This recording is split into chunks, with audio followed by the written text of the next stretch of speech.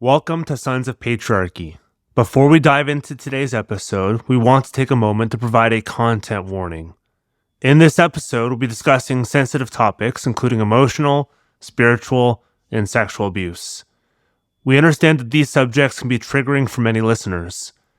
If you find yourself feeling uncomfortable or need to take a break, please feel free to pause or skip to a later segment. Your well-being is our top priority. We encourage you to reach out for support if you need it. There are resources available to help you through difficult times, and these can be found in our show notes and intake forms of private support communities, which are screened. Thank you for being here with us today. Welcome to Family Affairs, Abuse in the CREC, Part 4. In this episode, we profile 3 more stories. First, a woman who will remain anonymous, who was abused by her father. Next, Theresa Smith, who describes her relationship with her ex-husband, who had raped his sisters growing up. This will get very graphic. Fair warning. Lastly, Nathan and Christiana Wells, Moscow residents who have met numerous women who cannot make their stories public. First, we begin with a woman who grew up with Jim and Bessie Wilson, Doug's parents, and grew close to Evan Wilson, Doug's brother. Let's get to know her. Yeah, so I like to say my parents were baby believers when as they told their story growing up to me when they met Jim and Bessie Wilson and then later became friends with their kids, Doug and Evan, and a little bit Gordon. And as a child, we were no longer living in that area. We'd moved away. But if you asked me, like, who are the most holy people when I was a little kid, I would have probably told you Jim and Bessie Wilson because of the stories that were told about them and just the way my parents portrayed their just like total piety. Like these were the people who helped them figure out what it meant to be married to each other, what it meant to be walking with Jesus. And my dad was a pastor at that time, was for a very long time. And so it was just so clear that these were the people that were influencing his ministry. And when he talked about Doug and Evan, he often talked about how he had been at the Drones Club, which was the club where they and a bunch of other men would get together early mornings and talk theology and philosophy. And my dad described it as the place where a lot of his beliefs kind of took shape as he listened to these discussions and had these discussions with the other men. And then my dad would kind of distance himself like verbally from Doug, even though Doug's books were on our shelf growing up, and I remember them vividly. But he would say things like Doug is very divisive, or I don't buy Doug's views on X or Y or Z, or Doug is very pugnacious. My dad used to use that word to describe him. Yeah. He'd verbally distance himself from Doug. But I remember visiting Jim and Bessie as a kid and like sitting on Jim's lap and talking to him. And I remember a lot of times being handed pamphlets from Jim and Bessie and textbooks from Doug as I grew up as a homeschool kid. So it was kind of everywhere. And then in the summers, I grew up visiting Moscow, some family friends who were connected to Evan, and I would go to Evan's Bible study as a teenager. So a lot of my early teenage development was connected to Evan. She grew up not far from Moscow and would make the trek with her family frequently. Sat in the lap of Jim, ate dinner with Bessie, and, as we'll hear, smoked and chatted with Evan and the inner circle. What was it like growing up as a young woman with intellectual hunger in a culture that didn't quite know what to do with it?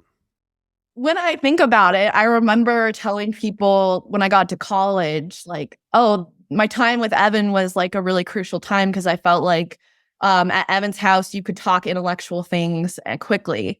And as a woman who is very intellectual, that was kind of double bar because a lot of the teachings for women in the Wilson sphere were saying, hey, you could sit and smoke a cigar with us at certain times and talk C.S. Lewis or whatever Evan was reading at the time.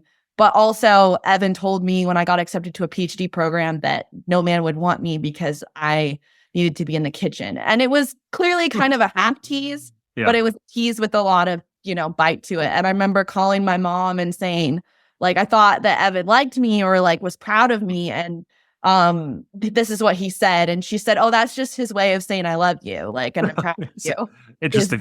No one's going to want to marry you because of this big accomplishment in your life that's pretty life-changing. So I also think one of my favorite commentators on this, a guy named Joe Tenney, once said that fundamentalism is a world in which you have really easy answers for really complex questions. And that was Jim and Bessie's influence in my childhood growing up. Every sin that your parents could identify, there was an easy answer. It was just stop sinning and try harder. And that's all over Jim's works, right? Anxiety is a sin, right? The opposite of faith is anxiety. It's just you choosing not to trust Jesus, right? And I remember like seeing dad handing me how to overcome bitterness. And I remember going to friends' houses and hearing, as Jim and Bessie got older, just these like glowing like stories between parents about, Jim and Bessie and how wonderful they are. And meeting Jim and feeling like I was meeting royalty. And he was very kind to me as a kid. I don't have any bad memories of that experience, but it was very clear that he was helping, my parents felt that he had helped them learn things. And my mom used to tell us, she taught us as kids, we didn't have a lot of food, but she didn't want people in our community to know that. So she taught us what Bessie had taught her was that you should teach your kids the letters FHB, family hold back. And that means that if you have guests over and there's food on the table and you're worried there's not enough food to go around because your kids are hungry because you haven't been feeding them, that's kind of the time they want to eat. You just teach your kids FHB and you can say it and your guests won't know that you're telling your kids not to eat the food in front of them. And my mom would do that pretty regularly. So that was kind of my first getting to know Bessie through my life, was learning FHB and then, applying it and having food in front of my face for the first time, like consistent protein when guests came over, first time in a week, and being told FHB. And I remember thinking, I don't really like Bessie right now. I'm really hungry, really, really hungry. But yeah, it was a complicated mix of feeling very, very holy and like having this outlet that was very deeply intellectual and also experiencing things that didn't feel quite right, but were very normalized in my community. Now to the meat of the conversation. I will consistently warn you before sections where the abuse is explicit and named. What you're about to hear is not for the tender conscience or young ear. Feel free to skip about 15 minutes if you do not want to hear about the abuse. Here's what happened and the teaching that drove it. Yeah, so I would say there's if you zoom out from my parents' way of doing things that I think comes directly from Jim and Bessie, if you read anything Jim and Bessie, it sounds very Jim and Bessie. But their zoom out approach to parenting was, we love you, we want you to have a good life and walk with Jesus. And in order to do that, we feel that it's our job to identify sins in your life. So we are the identifiers of the sin. We're going to take you usually one-on-one, sometimes very publicly in front of the family, say, hey, these are your sins. And you need to try really hard to get rid of them. And if you do, you're going to be happy. And here are books that are going to kind of fix the sin. And this is happening starting when you're old enough to kind of be able to read a self-help book or a Christian living book. So that's the general schema. Sin of children is constantly talked about. And you get this sense early on that love is said conditionally, but expressed unconditionally. We love you no matter what, but also we'll love you. It'll be easier to love you. My mom would straight up say that. It'll be easier to love you if, and then, fix this thing in your life. And those things, imagine what an 8 or 10-year-old care about. That's all you care about. Yeah. Right. That's all you care about. And then think about the things that a child naturally cares about at that time. They care about friends. They care about being loved. They care about their first special interest toy or whatever that is. And instead, I was reading books about bitterness and purity and sin and all these things because my parents said that the reason I didn't have friends was because I wasn't a very good friend, which the truth was I wasn't given an opportunity to be around people my own age. Yeah. But that was the general schema. And then within that schema, there was this constant teaching I was thinking about today since I was as early as I can remember, that all men are attracted voraciously, soul twistingly to women, that women are this magnetic force that is just almost impossible for men. It's not there's sex on our minds whenever we look at a woman. All of the time, literally all of the time. And it was a shock when I got married to find out that actually wasn't the case, because I believed him, but that's not actually the case. I mean, there's a little like, yes, there is sometimes that does happen, but Right, it that is not happens. all the time. But sometimes food is more important, Oh, right? very Or much so. important, Yeah. Very much so. right? Yeah. Right, absolutely. But this is what I grew up believing. So my first memory of this is I started dance when I think I was 4 or 5. And so I would dance at home. I just loved to dance. I was a little girl who loved to dance. And I was doing like ballet stuff. There was nothing, inherently sexual in the kind of dance I was taking. And my dad immediately told me, well, it's immodest when you shake your hips. And I don't know if you've ever tried to dance without moving your hips. It doesn't work. It's really hard. But I remember being 3 or 4 and my dad just saying, oh, you're shaking your hips. Oh, you're shaking your hips. That's immodest. And now looking back, the only man who saw me dance that way was my dad. But it was kept in line with this very Wilsonian, all men are attracted voraciously to all women. And my parents very clearly got their view of gender and the relationship between men and women from the Wilsons. Those were the books that I saw in the house about that topic.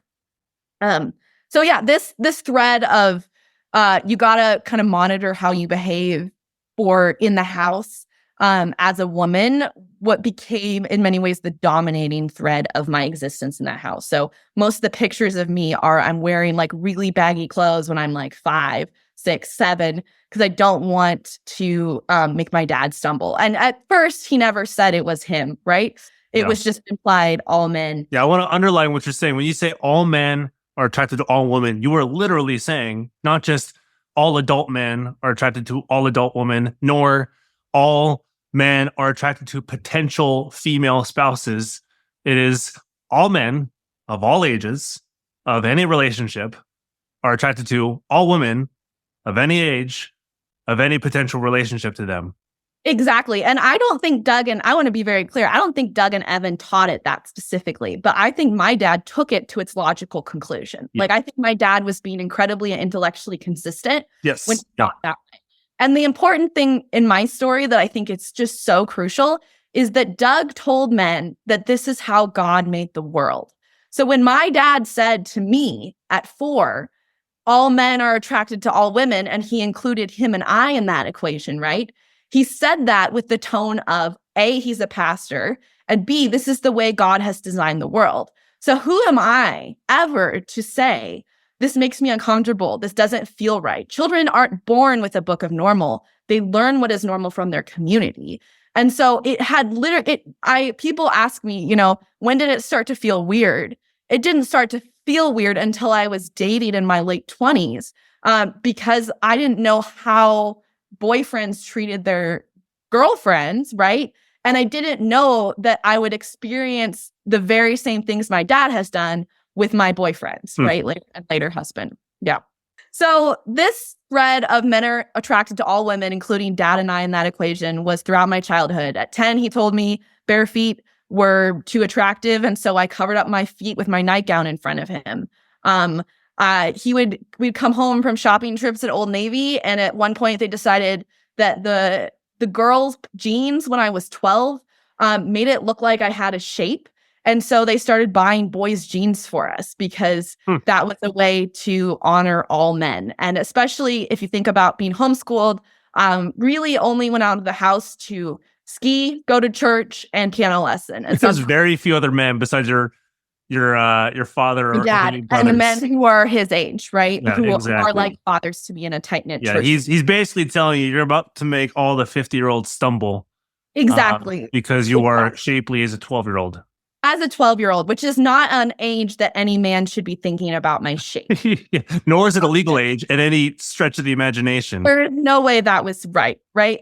And so, so these were things that were constant and consistent. And it meant that I dressed in ways that weren't very flattering, and they were also mad about that. That's very Wilsonian, is you demonize the women for being too sexual, but then you also tell them they need to dress in a way that is very provocative. True. It's odd. And so I got a lot of feedback from my dad beginning when I was 12, like, you're never going to get married before your sisters, your oldest, because you don't look the way you need to look, or you're not X, Y, or Z. So all my journals at 12, I found them, and they're like, I'm so sorry, God, that I'm not ready to be married yet. And please, like, fix me and make this better, because, like, God dad, right? We always joke which one was God and which one was dad. It was unclear. Is telling me these things. He's saying that if I don't fix this in myself, God will fix it. And he's so much more harsh of a punisher. My dad would always say that than dad is. So in my preteens, he began this ritual. I grew up in a big family. You don't get a lot of one-on-one adult time where he would take me on walks. And I found out later he did this with all of my siblings. So it wasn't just me. He didn't just target me. But grew up in a small town. Everyone knew my dad. So this was all happening in an area where throughout these walks and the pre and post drive there, we would see people we knew. And we would get in the car and I would sit usually in the front seat by the time I was old enough to do that.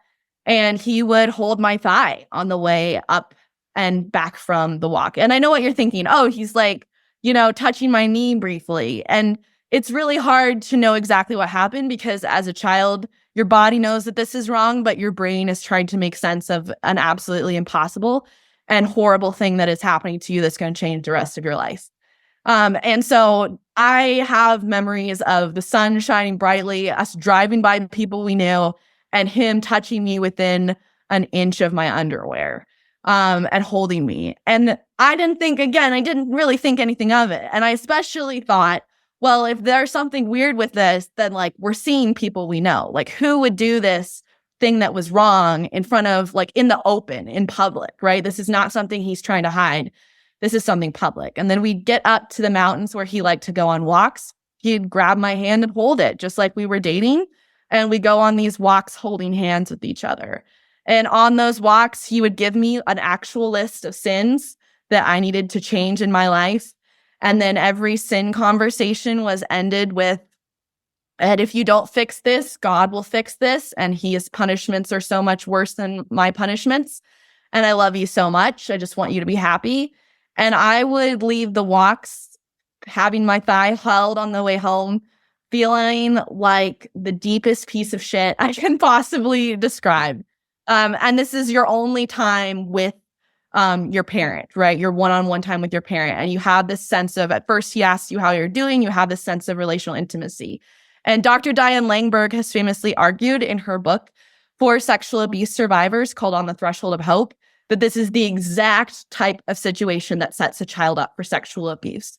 When you put them in places where they are craving relational intimacy and you give it to them in a way that it's paired with this sexual intimacy that they don't understand, but that they're so eager for intimacy at all, and you keep them eager where you're constantly demeaning them, right? This list of sins. I remember reading all these books that were famous in the Wilson sphere to fix these sins in myself. And then he would kind of update me later, like, I think you're doing a lot better on bitterness, but you're really bad on contentment, right?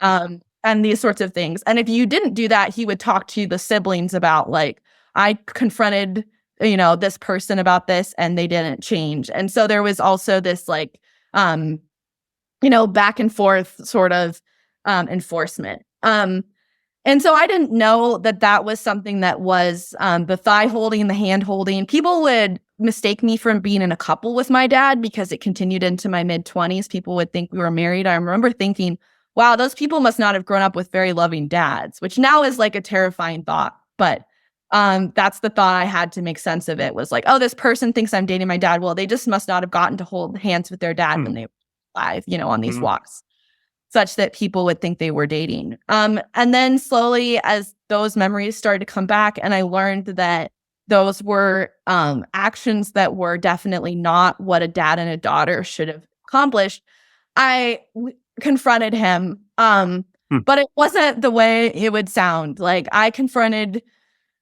me and my sisters confronted him over him holding a thigh of one of my sisters at one point.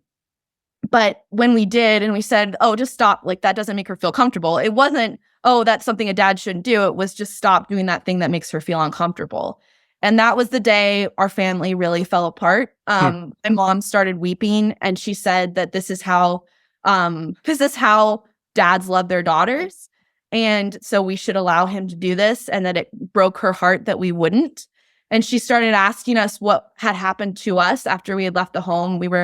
Many of us were in college by that point. Like what had happened to you with some man that you don't trust your dad anymore? And why won't you accept his touch? And it's normal for dads to touch their daughters. And he'd he doubled down 1,000% too, and accused me of things because I said that I didn't feel good about him touching one of my sisters in a way that she just didn't want to. And that was probably the most surprising moment of my life, because here I thought I was asking something really reasonable, like a very simple request. And it felt like he had everything to lose in that moment, that the stakes were suddenly much higher. And now I understand better what was happening, that I was actually saying what he, in his conscience, I think, has always known and was afraid of and ashamed of, that he was acting in that moment on what I believe is full-fledged sexual attraction to his daughter. And I was just saying, please don't do that thing that doesn't feel good. But to him, I think he knew I was saying, stop touching your daughter in a way that you shouldn't. And since then, it's been a long journey. But since then, I've also remembered moments when I'm pretty sure that he showered with me as a preteen because he said that he needed to teach me how to wash my hair because he said my hair was greasy.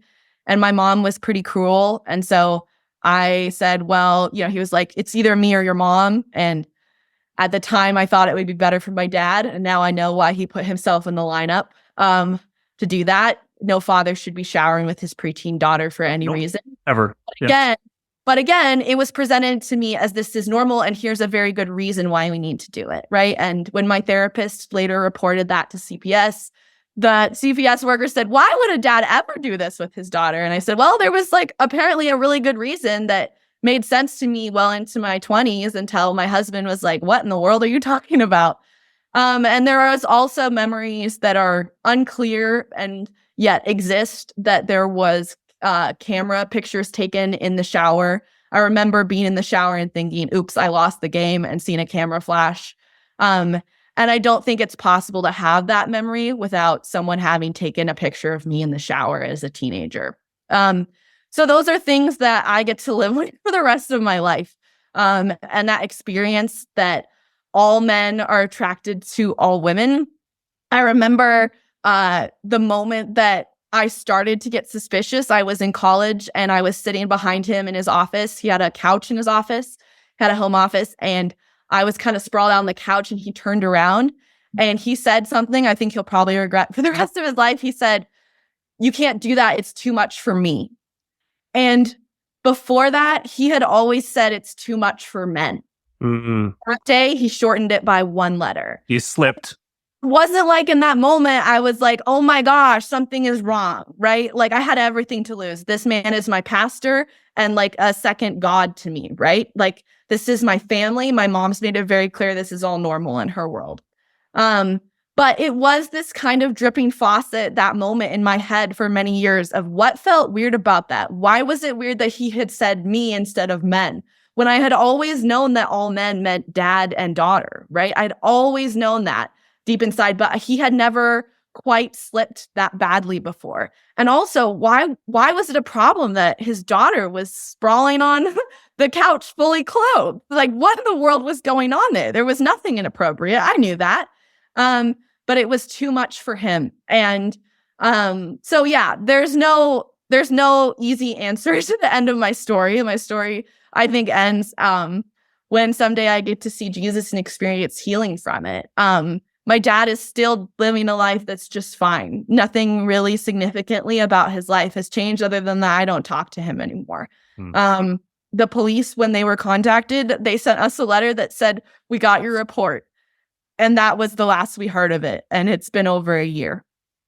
Yep. So again, I think my dad was within centimeters of felonies. But at the end of the day, or he crossed them in the case of the shower incident. Oh, yeah, of course. At the end of the day, there's nothing you can do. You can't go to court and say this happened to me and expect him to say, oh, yeah, it definitely did. And I deserve to go to prison. This is someone who, thanks to the Wilson Foundation, has said, right, that this is not only normal, this is the way God has made the world. And so anytime, I remember a couple times implying that I thought something was off a little bit towards the end of my relationship with my dad. And he would just say, well, what are you accusing me of?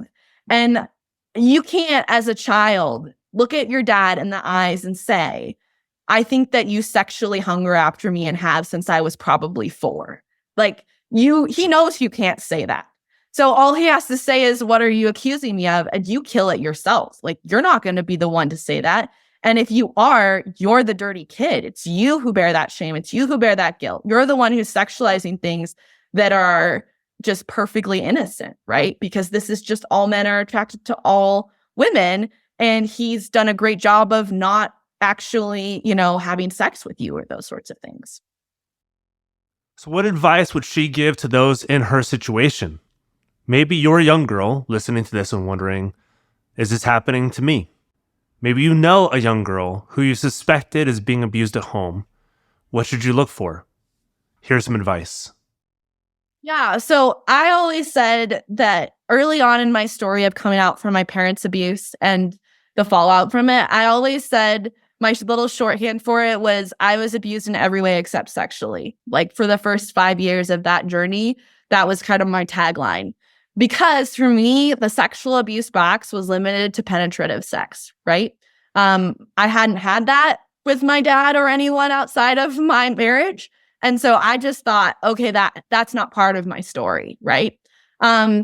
What happened to me and something that started to resonate with me was that the medical professionals I saw, and the more I started to get to know my own story better, the more it became clear that there was something that had happened to my body specifically, that indicated that my body was in a lot of distress. And for me, I think that's really important for people who are suspicious to hear, that God made our bodies in such a way that I truly believe that they know things before we do. And that sometimes discernment comes out of a gut reaction, and it doesn't necessarily match up intellectually with what happened. Sometimes I wish I could tell you who my dad is, because he's known as someone who's exceptionally wonderful. He's exceptionally holy, and he is perhaps the nicest person I have ever met. He is generous to a fault. He's considerate, kind. He has blessed so many people. So many people have come up to me and said, your dad led me to Christ, or your dad changed my life. And I think that's true for those people, right? And the hardest thing I do on a day-to-day basis is hold that in my heart, right? That my dad is actually not just that person who has done all this good for all these people all over the US and the world. He is also someone who has touched me in ways that are not consistent with a father-daughter relationship, right? He has touched me in ways, and he has talked about my body in a sexual way consistently. This isn't a one-off comment. This isn't like an out of the ordinary experience. This is part of my life, and it still would be if I was still in contact with my dad. My dad would still be making these comments. I did not invite my dad to my wedding, and a piece of that puzzle was realizing that I couldn't pick out the wedding dress that I wanted to wear because I knew my dad would immediately look at me and want to take it off with his eyes. And that's insane, right? So I would tell those women that sexual abuse is a lot bigger of a box than you think it is. And that your story doesn't have to fit a particular narrative. A lot of sexual abuse survivor stories have the before and after. Here's what my life was before the sexual abuse. This moment happened, and then my life was forever changed. I don't have that story. This sexual abuse was part of my life since before I can remember. And it was in the sidelines of my life. It was dramatically affecting my life, but it was on the edges of my life. And to tell my story in a way that centers it or says there was before and after is not actually the story that's my story. And I think for a lot of women in this circumstance, it's not the story they're living. And I want them to know that just because your story doesn't match up with there was the before and after, or it was the defining feature of my life, that doesn't mean that something bad didn't happen, or that there's not something that there are people who are waiting to help you get out of it that are going to believe. I thought I wasn't going to be believed because my dad did not touch things covered by my underwear. But that wasn't true at all. My dad did things that were not in keeping with a father-daughter relationship that indicated a consistent sexual hunger for his daughters. And because of that, I experienced the trauma of sexual abuse, and it affects me in all of the myriad of ways that sexual abuse affects me. And the journey out is long and arduous and absolutely worth it. This next part is heartbreaking. Let's hear her describe it. Well, I have two prongs of my response to this question. First of all, one of my dad's best friends is an Evan Wilson disciple, and that best friend has vilified me for the last 10 years, such that I've had to, at different points, pursue various restraining orders against that friend. He's sent emails about me to mutual friends saying that I have walked away from my faith and that I have cast my parents into an utter, terrible suffering because of me saying that things happen. And again, this isn't even focused on the sexual abuse. This is any abuse I've spoken out about. I have been vilified by that friend. So if one of Evan's disciples is vilifying someone who's saying, hey, this is happening to me, this person who's vilifying me was someone that, sorry.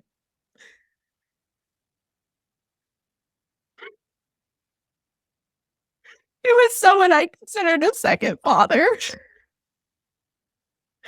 Someone I trusted.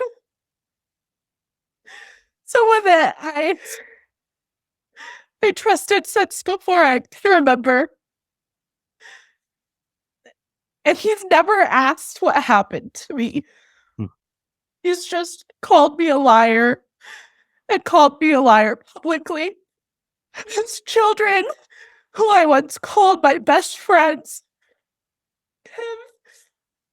have lied their way into conversations with me in order to call me horrible things and say things that to many survivors would have what made them want to end their life.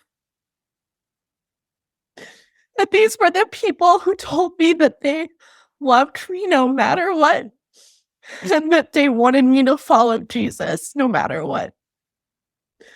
So I think the first thing I would say is, that's not what you've done. The people you trained have been the people who have piled on my abuse and made me a scapegoat. They have cast me from my community, the people that I've loved, because I did the right thing and said stop. And instead of addressing the wolf in their midst, they have thrown knives at me to try to get me to shut up because it didn't fit what they wanted to believe about my dad.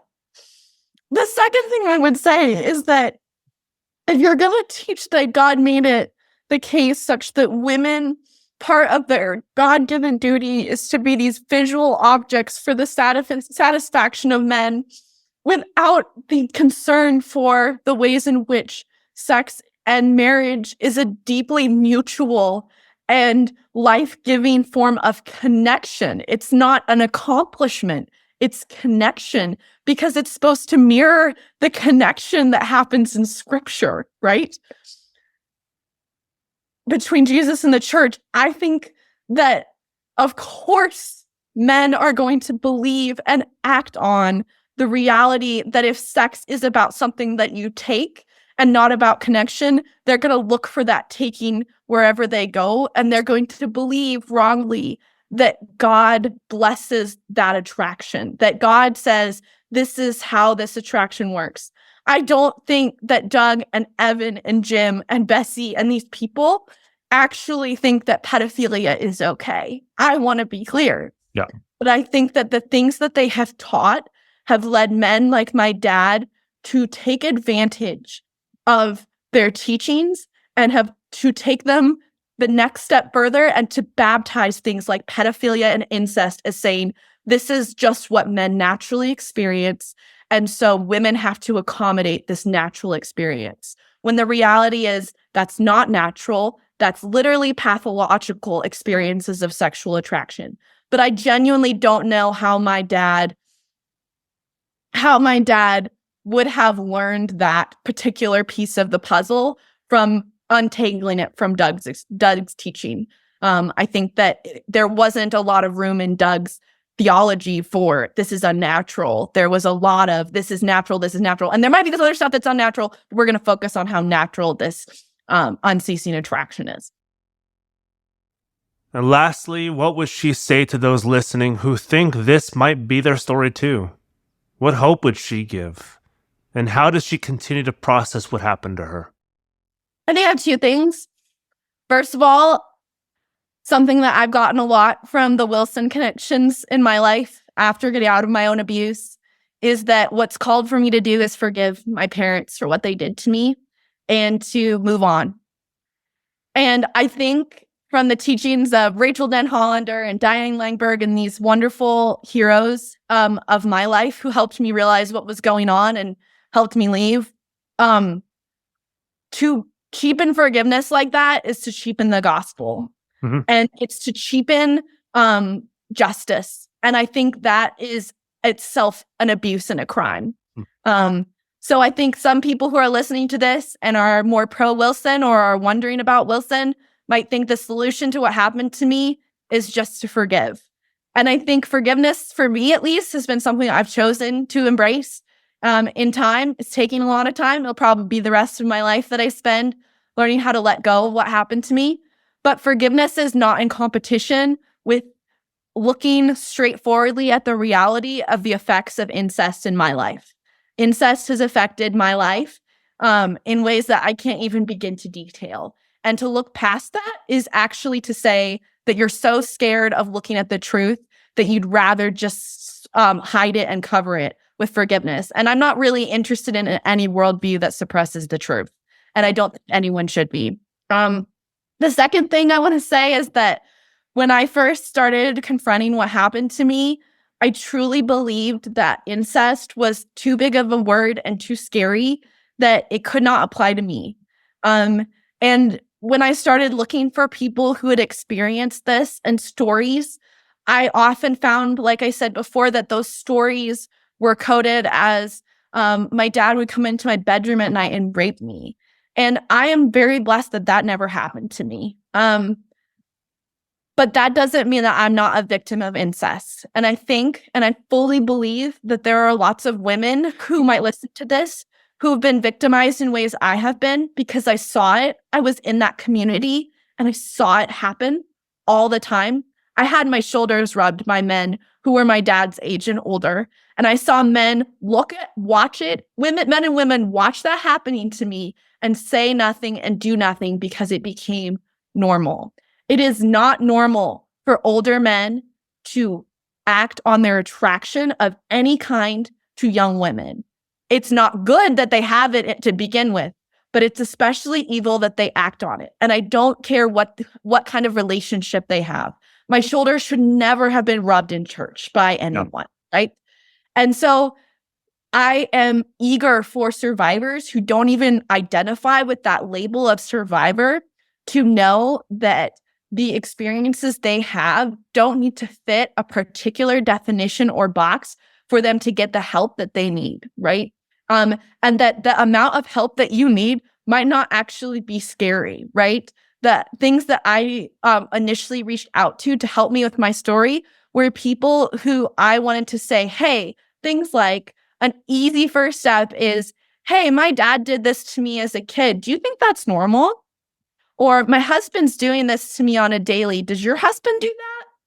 Those sorts of questions are easy, low-cost barometers, right? To help you know if you're in this kind of circumstance. Because your version of normal might actually be very, very, very twisted by someone who's it's in their best interest to make you think that something that's happened to you is normal when it's not.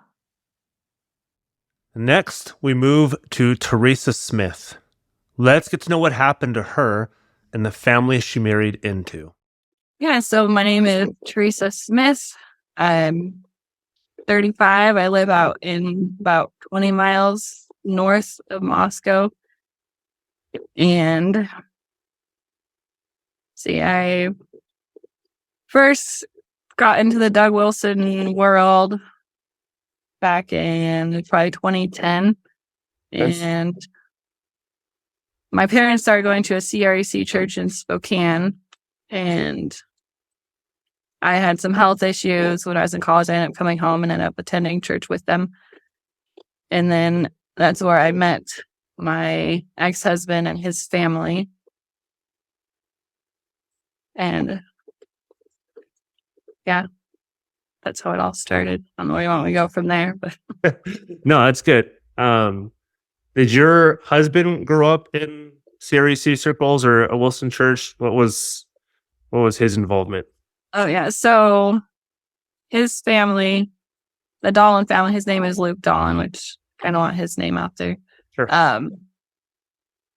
So they were very involved with the Moscow church, even though it was a good 2.5 hour drive north. They were in Newport, Washington. They would drive most every Sunday while he was growing up to Moscow for church on Sunday and then drive back home. And they were very much involved with the Moscow teaching. And the dad very much looked up to Doug Wilson, and they had all his books. His mom, Your husband's dad, or your ex-husband's dad, I mean. Yeah, sorry. Yeah, he was very enamored, I guess you would say, with Doug Wilson, kind of like a hero. Mm-hmm. Looked up to him, kind of gave him this kind of status. Like a And groupie. yeah, right, fangirl. I remember my ex-husband's mom gave me her hand in marriage book when we were dating, and so yeah, they kind of grew up in that. I know they tried a few times here and there to start a church up north, and those kind of fizzled out. Okay. And then when I met him, they were going to the Spokane CREC. Mm-hmm. So that's where we met. How was Teresa first introduced into the Doug Wilson universe? So I think one of the main problems with the whole Doug Wilson church, I think a good way to describe it is hedonistic. Like they're very into the physical pleasures of this world, whether it's alcohol, sex or anything like that. And they're very into enjoying this life. And there isn't a lot of like sacrifice, if that makes sense. Mm-hmm. And then their view on women is they're there for the man as an object. And whether directly taught or implied, it seems like basically a man can pretty much do no wrong, or it's easy to shift the blame. So say a man is married and he's struggling with porn, that's probably the wife's fault because she's obviously not giving him what he needs. Yep. And then if he's not getting what he needs and then he goes out and he has an affair or he sees a prostitute, it's because that woman allured him in his weakness, not because he was, it was not his sin. It's them. He's so beaten down at home because his wife is not giving him what he wants. So he has to go out and search this stuff. So woe was the man. If only his wife was just a better wife, he may not have gone out to do this stuff. Right, exactly. And it just ends up putting the blame on them. And then I've also noticed that my girls used to be part of the dance here. That's part of the CREC. They do an Irish dance school, which I stopped that a while back because I just couldn't. Even just doing only the dance, which is a pretty good program that, they know what they're doing. They teach well, but I couldn't in good conscience anymore be anywhere close. Yeah. As the girls got older. Don't blame you. I'd rather them go to a secular place, 100%. Honestly. And it's unfortunate that secular people treat their women a lot better than a lot of Christian institutions do. But what I noticed is they don't allow boys to be a part of that dance, which I think is odd, to say the least. And the reason is, they don't want the boys and girls together, stumbling each other, or the girls stumbling the boys. But I don't get, they're 3. They start dancing at 3, and they're almost creating, how do I say, it's like, they're anticipating there to be a problem and reacting to it way too early. Therefore, they're almost creating it by anticipating it. Exactly. Like making it weird when it doesn't need to be. Exactly. And then, them saying you can't dance with each other then has the kids wondering, I wonder why we can't dance. Oh, girls are icky, boys are icky. This is not something we Right. can do. And then that just perpetuates when they're a kid. So it's taboo. And so you're not Right. really sure how to interact with the opposite sex. Exactly. And then anything that you do is, tempting them somehow, some way. Yep. Yep. No matter what you do. Yep. Oh. Yeah, it just seems like the women bear the brunt of all of what's expected of you, keeping your home in order, having one child every year, taxing your body and your mind to the limit. And when they're struggling, they're not allowed to talk about struggling, right? It just seems like, I've heard some of Doug Wilson's daughter's teachings, and one thing, I think the Examining Doug Wilson page posted it, that, she wanted to cry, but she shoved it down for 20 minutes and just started washing dishes. And, you wait the 20 minutes, and if you still feel like crying, you got to wait another 20 minutes. And like you're shoving death. It's like maybe there's a valid reason that you're overwhelmed and stressed. And yeah, the women are bearing the weight of everything. Now it's huge, I would say, in the Dolan family as well. Because the dad, he didn't work anymore because of a disability, which now that they're divorced, he's working, which is ironic. But she did everything. She had 17 children. She worked herself to death almost, she worked harder than anyone. She did the farmer's market, the animals, and if things like the washer broke down, she would be the one to fix it. She'd do all, she just bore the weight of all the responsibility. Yeah. Obviously, there's a lot that she did that I don't agree with, but sure. And don't understand still, but yeah. And what was this universe like for Teresa? What did she see? What was valued? What were her impressions? She continues. Well, I came into it fairly late. I was, early 20s before I started going to a CREC church. Okay. And I came in with my own preconceived ideas. I grew up, we kind of bounced around different churches growing up, Southern Baptist. We were all fairly conservative. And I grew up in a family where my dad wasn't overbearing. My dad wasn't, the ultimate authority. He would let us make No, he was a good guy. So you come in thinking these men are good, decent people. They're trying their best. They're what they seem. And you don't realize it's all just kind of a front or cover of what's really going on. And until you start hearing stories of people and how they've been treated, and then you're like, well, why is this happening? And then you can kind of dig into the theology a little bit to see where that's coming out or why it's coming out, Yeah. I'll give another fair warning. Teresa's about to go into detail about the abuse that happened in her ex-husband's family. This is not for young ears, nor for those who may have experienced it themselves, but we need to call it out and name it so others who this may have happened to know that they're not alone. So what happened? Well, let's see, where do I begin? So, I'll just give the kind of the rundown. Yeah. So we got married in 2011, and he was one of 17 kids. Mm-hmm. Number 4 out of 17. And, I thought I was marrying a certain type of person. You've never been with anyone else. And, had these ideas, and that's who he presented himself to be, this pure individual. And so within the first month that we were married, I ended up finding pornography on his phone, which freaks me out because I'm not okay with that. And as far as I knew, he wasn't doing that. Excuse me. And that kind of disappointed me, I guess, because you think you're marrying this person who's trying. And honestly, if you're struggling with it, I'd rather hear that you struggled and were fighting and being You're not honest expecting about it. perfection. You're just expecting to be told.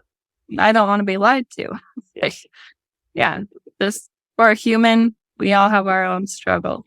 And then fast forward, we had 3 kids under 3. So my oldest was 2 and my third was born.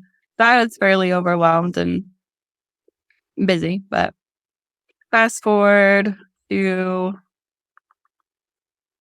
let me think, it was June of 2018. Mhm. One of the sisters, So 7 years into your marriage. yeah, one of the sisters texted the whole family that her One of oldest brother, Your husband's sisters, right? one of my ex-sisters. Yeah, sorry. I One guess of your kind ex, of. I didn't say ex-husband. Yeah, one of your ex-husband's sisters. Yes.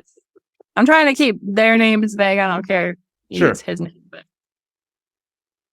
I can tell you, maybe I don't know if you can bleep him out or something, but No, you don't have So to say it. That's fine. so she texted the whole family that she had filed a police report against the oldest brother, Matt, but you can say his name, and that Matt had raped her as a child, and she wanted the truth out there, and I don't know what she was wanting or expecting. I don't think she got what she was hoping for from the family, unfortunately. Yeah. But she just asked that we all wait until the police had contacted Matt and, go from there. And obviously we were all shocked and disturbed. And then one thing that bothered me, which this is kind of an ongoing thing with the Doug Wilson people, is they protect the boys but not the girls. Mm-hmm. And she specifically requested we not say anything to Matt. Well, the mom decides that she feels like it's her responsibility to call him. So she called him and let him know that the police would be coming. And I don't understand that, but that was a red flag to me. I'm like, well, what about your daughter and what she went through? Yeah. So we were still, processing. And about a week or 2 later, my ex-husband came to me. I need to back up a little bit. The sister, he came to you? Yeah, I need to back up a little bit because I had talked with the mom because I used to work with her a lot. We did farmers markets and I work in the garden, and I was there at least twice a week, probably helping out. And I remember speaking with her in the garden, and she said she knew another sister had been abused by another brother. And she told me she didn't want to know who did it because it would hurt too much to know. Whereas I was completely blown away by that as well, because if anyone hurt any of my girls, I would go through hell to find out who did that and make them pay. I just didn't understand her thinking, but I think that also goes back to some of the theology. Yeah. Save the man and woman are kind of carnage. Exactly. So that's a little bit of background. And a little bit later, my ex-husband decided to tell me that when he was younger, there was some inappropriate touching between him and his sister. And I was beyond disturbed because, we'd gone through history and that had never come up during any premarital counseling, when that probably should have come up. And I was very immediate, just like, what happened? How old were you? How old was she? Yeah. He was very big. He's like, it was just inappropriate touching. I think it stopped when I was 13, 14, somewhere around there. And, I think she was 3 or 4 years younger than me. And, he was crying and distraught, and I was still pretty disturbed. But I, unfortunately, took him for his word that that's what happened. And it sounds a little dumb now looking back, considering that I didn't do a little more groundwork at the time, checking the facts.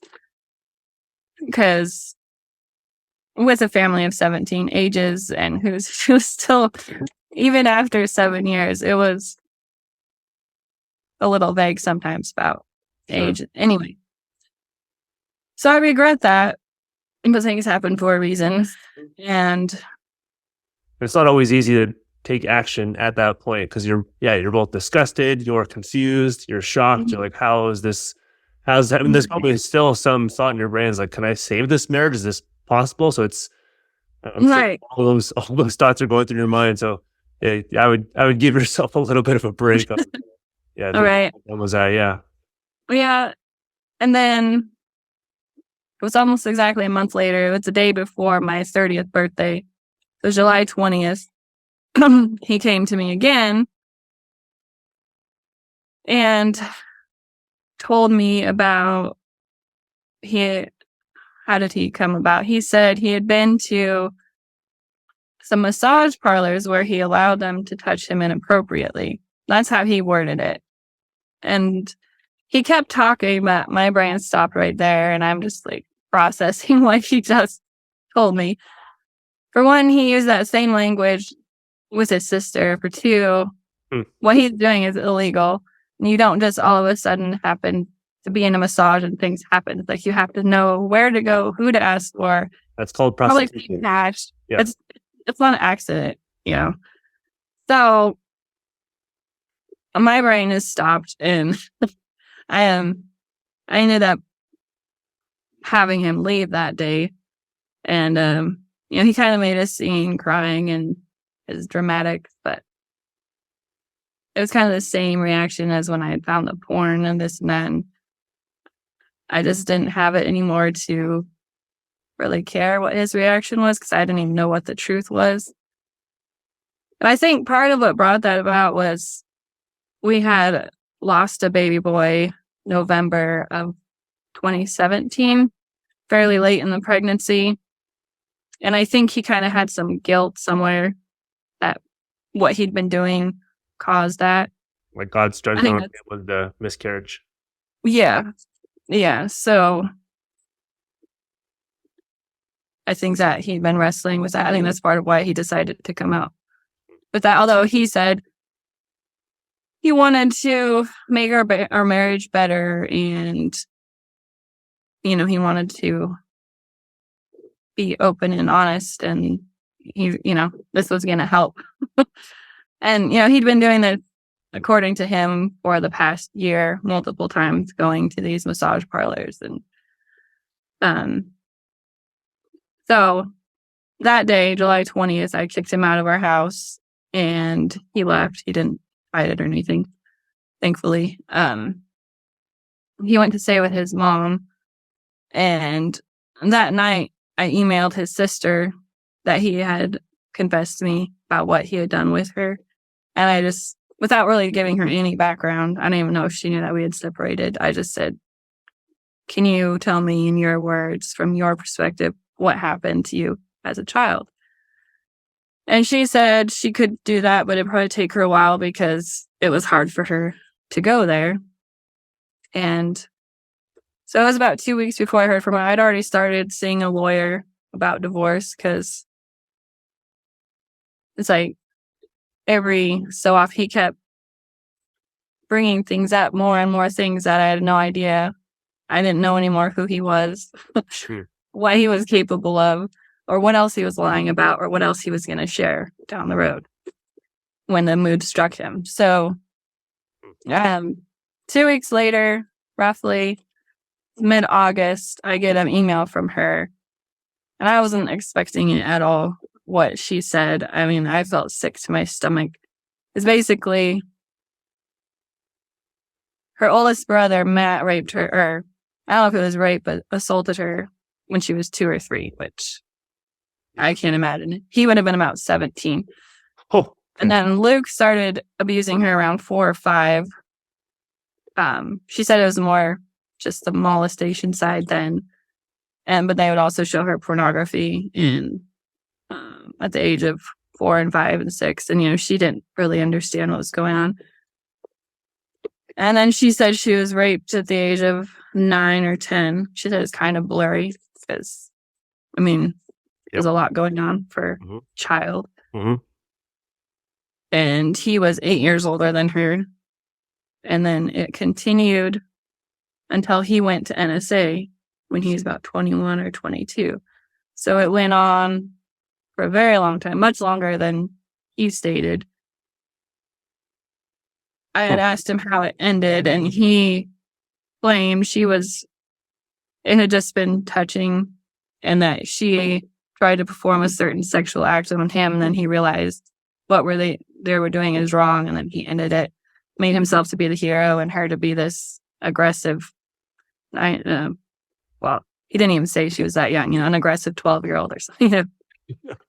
When in reality, he was, coercing her, manipulating her. Yeah. She didn't realize. Yeah. Yeah. Well, she didn't realize what was going on until she heard the story of Tamar in the Bible. And then she said once she realized what was going on, she tried to stop it. But even then, it was manipulation, coercion. He'd give her money. There wasn't a lot of parental supervision, so I don't know where they were on all that. Yeah, when you have 17 kids, it's hard to keep track of all your kids' comings and goings. So, coming to find out, not only Luke Dolan, but Matt and Ben were also raping her during this time. So 3 brothers to the 1 sister. And at that point, because I was trying to be, during the divorce proceedings, I was trying to be reasonable when, he needs to be a dad, he needs to have time with his daughters. And after that, I didn't know legally what I was allowed to do at the time, but I just said, I don't want you seeing our girls until I can work some things out, figure out what needs to happen. And thankfully, he didn't fight it. I think he had a lot of fear that this would come back on him and he'd end up in prison, which, in my opinion, is where he should be. Mm-hmm. But, so I think he was afraid of fighting. And then he actually just ended up signing divorce papers just a couple months later. I think he agreed, and so it was July. We separated. By October, he just said, I will sign whatever. And he signed what me and my lawyer had come up with for supervised visitation, saying that the father has, raped a child, has assaulted a child, all these different things. And he signed his name to it. And he had admitted to me over text that what she had written was true. But then later down the road, in other proceedings, he got really wishy-washy with his language and said he didn't actually rape her, that I'm reading into things. She didn't say it, and that I'm reading into things. So it's like he admitted to it, but then he kind of took it back because I think he's still afraid of what could happen. Because in Washington, there is no statute of limitations. They removed that a couple years ago. And unfortunately, the sisters don't want to press charges. But thankfully, my girls have been safe. It's been supervised visits for the last 5 years. And the other unfortunate thing is he got remarried. Supposedly, he told her everything. I wrote her my own letter explaining what happened, and she came back very sweetly, said, oh, he's told me everything. We're being open and honest with each other. Which, I don't know why you would want to marry someone knowing what they'd done, but she did, and they just had a baby girl this spring. It kind of makes me sick and fearful at the same time. You hope someone's changed. Yeah, sure. But when they've been lying your whole life, you don't know if they can. Yeah. Is he still a member of a CREC church right now? Or is he left, do you know? No, they attend, last I heard, was the branch of Real Life. I think it's the Newport Real Life Church. Okay. Which is another interesting thing, is that pastor counseled me during it all as it was unfolding. And he told me that, by holding him accountable for this, you're just going to teach him to be a better liar. Well, now he's allowing him he's taken little boys on camping trips in the mountains. He's allowing him to do this. At this church? Yes. And the pastor knows. And Oh, so he knows about his history of... yes. Okay. Which, that's why I think is a problem with the church in general with how they handle Abuse. sexual abuse. Yeah. And I think it's wider than Doug Wilson, but Oh, yeah. it seems to be prevalent at the Moscow church for sure. Did the church that your ex-husband's family was going to, did they know about the abuse? Did they know about what was happening amongst the kids? And did the NSA know this stuff when he came in? I don't think so. Because, no. The girls that were abused didn't share until that summer of 2018. So Okay. no one knew. But they know now. Or do they know now? Yeah. I mean, a few people might know, but the main family, excuse me, they were at the Spokane CREC, and then a couple years before my divorce, they kind of stopped going. And actually, my ex-husband's mom and dad are now divorced. So they were having their own issues at the time.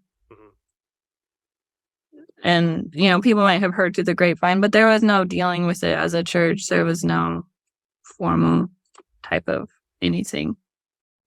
When Teresa made known that this was not okay and that she wanted to leave and see justice for her then husband's sisters, and also what happened to Teresa herself, how did her family treat her? We continue. How are you, before we talk through some stuff for those who are listening, how are you treated by his family or by others when you asked for the separation, asked for the divorce, and brought out some of these issues like, hey, this is what my husband or my now ex-husband has been doing? How are you treated by them? Well, when it first came out, I said, my ex-husband spent the night with his mother, and I was supposed to help her with the farmer's market the next morning. And it kind of completely slipped my mind because my life was completely altered. Yeah. So I got a text from her when I was supposed to have shown up to the market. And she's like, sweetie, are you going to be here today? And I was like, did my husband... Or no, I said, did your son not spend the night with you? She's like, yeah, he did. Like, I didn't think I needed any more explanation. And I could tell, I think in that moment, just realizing she didn't even understand the gravity of what he'd done. Or just kind of expected me to roll with it. And it's her attitude that I knew I couldn't rely on her when she'd been a pretty good friend. That at least I thought, in the past. But when it came down to it, she was going to side with her son, which was understandable, I guess. Well, I understood where she was coming from. And I got a text from one sister. She, I believe, is still attending either Toby Sumter's church or Doug Wilson's, one of the Trinity, I think. Mm-hmm. I got a text from her saying how she hoped, or her husband had gone through some similar problems, but their marriage had risen from the ashes, and she hoped mine could as well, which was kind of vague, but not helpful. And so there was just this whole attitude, like we were just gonna be fine, you'll get over it. It's what you do. Actually dealing with the issue is just hoping you get better. Right. So, let's see. And then, so Matt Dawn and Ben Dawn, they lived less than 5 minutes from us in Newport. And we used to go there all the time. Me and my ex-husband, our girls. And when I found out from the one sister that, all three brothers had been abusing her, I felt like I had to share that letter with them. Mm-hmm. And that was the last time I ever talked to them. And they basically, their husbands denied it. And the last thing I ever spoke to any of them was, what my husband says is the truth. I'm like, okay, then I can't have anything to do with you. So basically, then I haven't communicated with anybody except for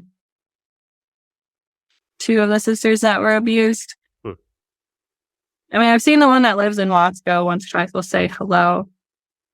I can't just be completely rude, but I don't want them in my children's life. This might be controversial as well, but the sisters are fairly removed from the abuse. They're living their own lives. There is no statute of limitations, yet their brothers are walking around living normal lives with no consequences, access to children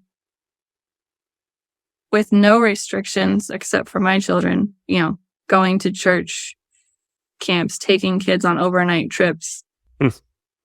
It's kind of like having an alcoholic. Where are they going to church? Real life. Oh, that's right. Real life. That's right. Although I think some of the brothers do go to the Trinity in Coeur d'Alene. At least they have been there. The CREC in Coeur d'Alene? Yeah. They don't want to press charges. And so I've said, I don't want you guys in my children's lives right now. If you're going to just act like this didn't happen, just keep going. And not press charges, or at least try to get some kind of legal action. It just shows that you're being complacent. And you think some of it might too have to do with like the stuff you said, the messaging that comes from CREC circles, which you kind of wonder if the women come with the charges. Yeah, they won't either be believed or like, hey, what'd you do to deserve this? How'd you lead on your brothers? Whatever it is, maybe some of that stuff. Maybe, but the thing is, and I think the worst crime of all is the girls that were abused are no longer part of a church that I know of. And as far as I can tell, they're all walking away from God and the church. And the brothers could care less, honestly. And that, I think, is one of the worst things, because what's the verse about the millstone? When you lead a child astray, which is basically what they've done. As of now, they've gotten off scot-free. Exactly. So I've put that in place, that if they want to have a relationship with my kids, there needs to be some activity with the police.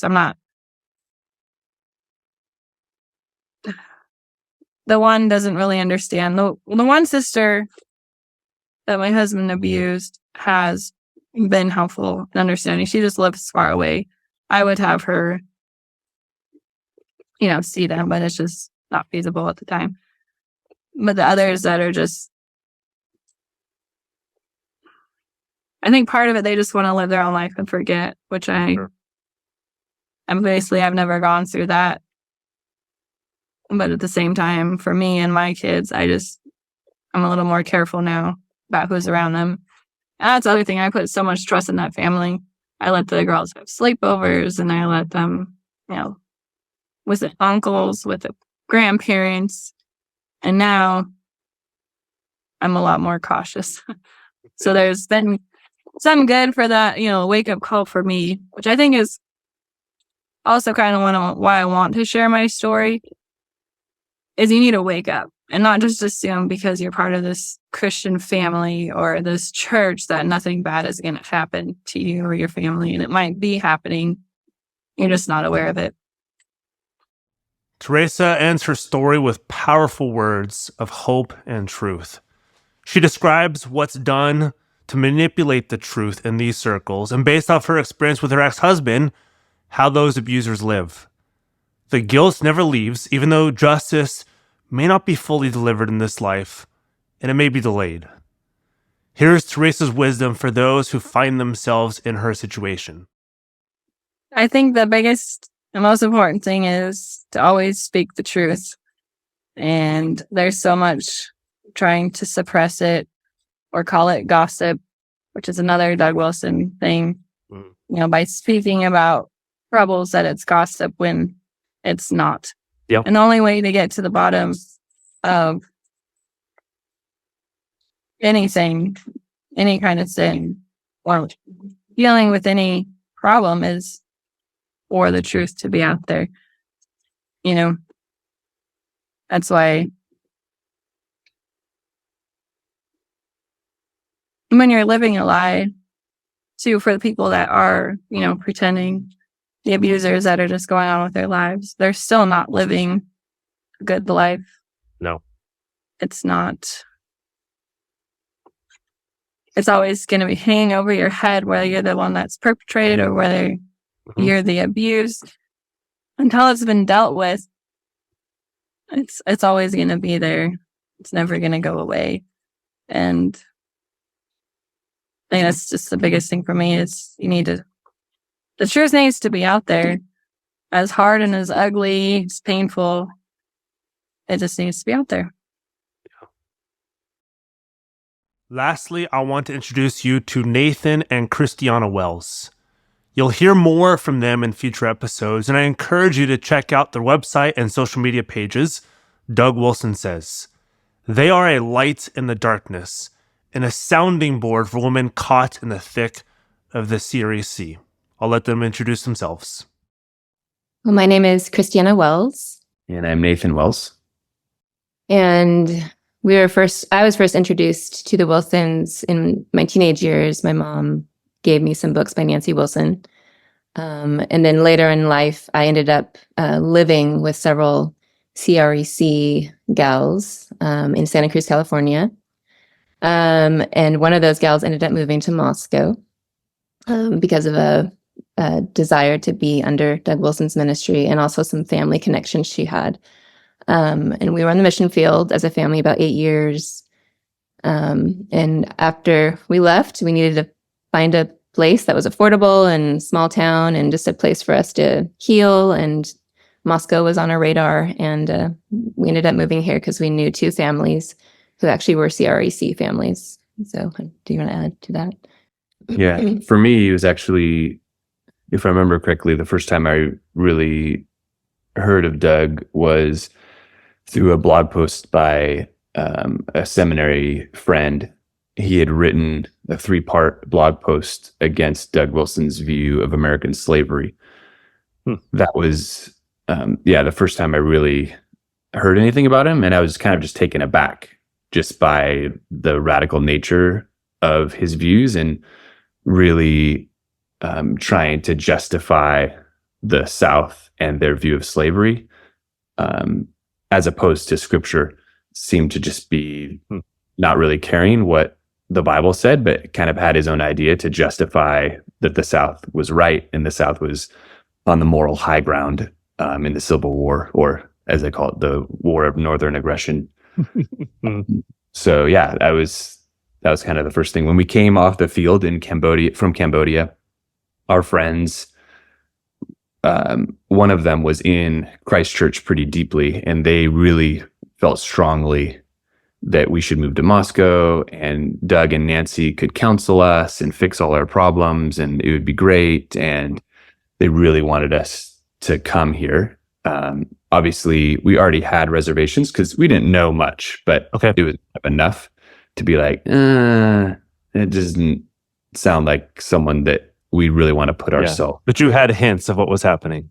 Totally, yeah. Yeah, I started to check the weather in Moscow, and then all of these articles started popping up about the abuse. And as someone who I was sexually abused as a child, and so that is a huge issue for me. And there was, when I started to see all of the scandals and the way that the church seemed to be handling or mishandling abuse, we had no interest at that point in joining Christchurch.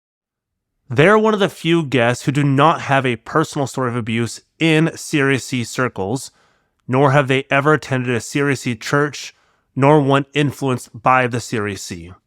So, What is their relationship to the CREC?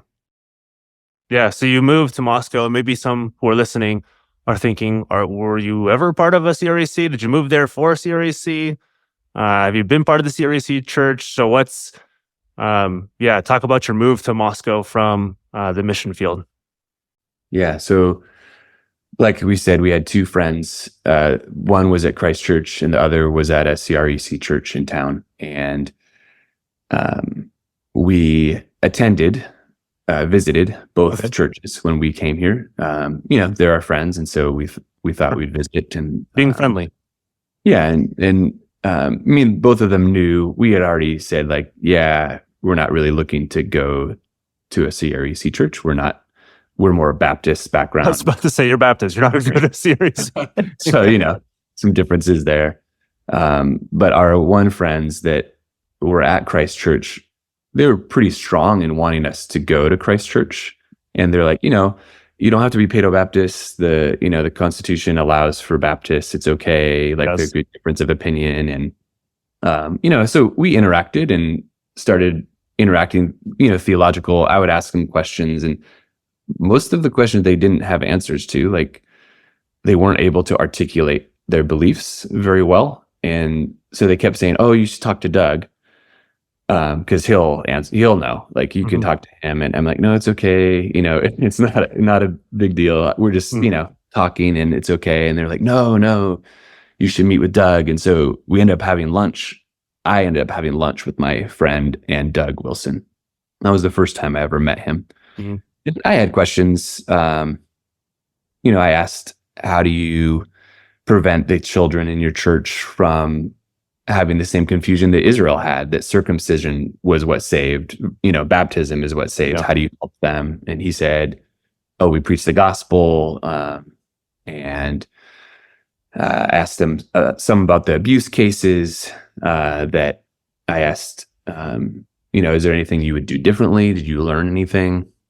And he said, yes, there are things we do differently. And he gave some examples. And, overall, it was cordial. It wasn't, I asked him some pretty pointed questions, and didn't seem like to shake him or be a big deal. And, but out of that meeting, nothing really changed of our perception of, like, I still don't think that, this is a good situation. We don't agree biblically. And even his view about slavery, different things like that. It was still there and didn't really resolve anything, but we kind of did it more for the sake of our friends.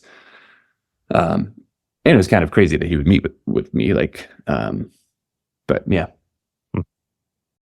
Here's what the Wells noticed most about Christ Church and her members: the reputation they have earned in the Moscow community. And it isn't good. What is the reputation? So next would be to see you live and you're currently in the Moscow area. You lived there for a little bit. Yes.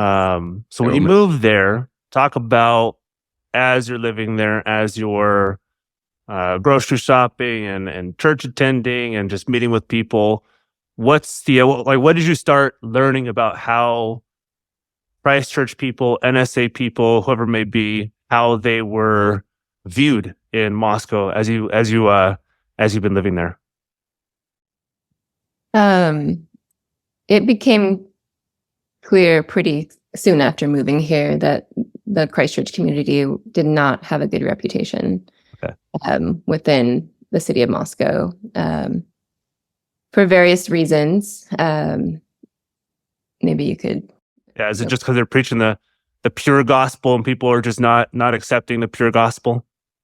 It's more than that. It's their attitude, which I would describe as hatred, a hateful attitude toward those outside of the outsiders, or they would call them pagans, the world.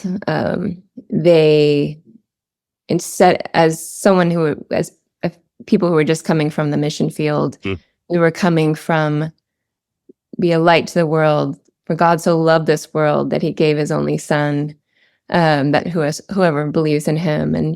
And so we're coming from that perspective to a Christian community that hates the world, or so they seem. And so they, the way that they talk about the world, the way they interact with the world, it's not an attitude of love. And these are lost souls who need Christ. It feels like the enemy. And my first introduction to that came from my friend, who is very much entrenched in the community, really wanted me to join the CREC ladies group, even though I told her I was not going to a CREC church. So I joined to be a good friend. And I thought maybe there could be some advantage to being in a Christian ladies group. Sure. And our kids were also going to be attending Logos at that time. So there'd be some connections. But one of the first posts that I saw on that group was someone stating, "Do not go to the Ulta in town. There is a new trans employee. Stay away. Do not take your children."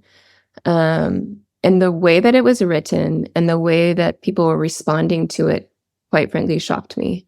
The lack of compassion, the lack of a desire, even if this person was a lost soul. There was no amount of, there was no love. There was no,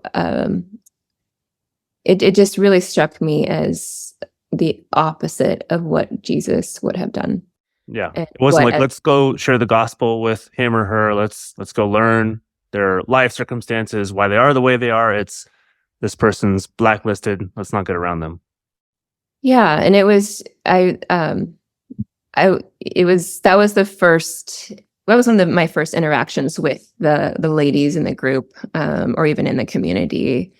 And those attitudes just kept playing out the entire 6 years we've been here. And I would say it culminated during the pandemic. And there's so many things that happened during that time that reflected so poorly on Doug and Christchurch. And I would say that's when the community, at least in our time that we've been here, that's when there was major, I don't know, how would you say it? How would you put it? Well, major hatred towards Christchurch, even more than it had already been. And again, it wasn't in my perspective, it wasn't a gospel issue. It wasn't because they were sharing the gospel. It was because people viewed them as jerks and shoving stuff in people's faces. They arranged going to a local store unmasked to show that they don't need to be afraid, but it just caused a huge blow up. And the police came and the store got shut down because the employees were like telling them to leave and they wouldn't. And just this whole this aggressiveness basically that Christchurch was showing in their posture towards the community that really was not seen in a good light, which how could it? We're basically saying you need to not wear a mask. And that was the most important thing. It wasn't about Jesus. It wasn't about the gospel.